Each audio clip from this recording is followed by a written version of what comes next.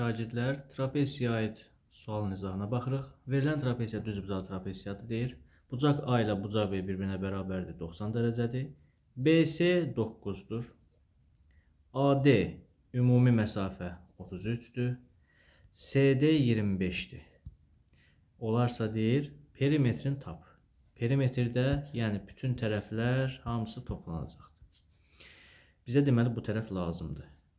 Burada nə iş görə bilərik? Yenə buradan tutalım CK bir hündürlüyə indirsək. Onda bura 9-dursa bu məsafədə olacaq 9. Bəs ümumi 33 idi. 9-u buradır. Bura nə qədər qalacaq?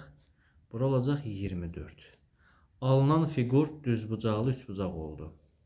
Və hipotenuzu 25-dir, katetin biri 24-dür. Mən bu kateti tapsam, həmin bu məsafə ilə eyni olacaq.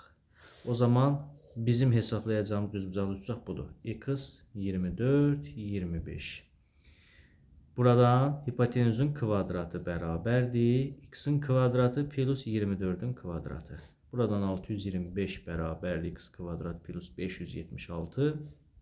X kvadrat bərabərdir. 625-dən çıxsam 576.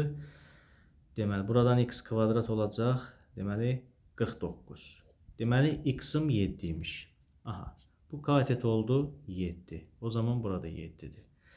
Onda belə çıxır ki, biz bunun perimetrini tapsaq, nə etməliyik? 9 plus 25 plus ümumi 33 plus bu 7. 7.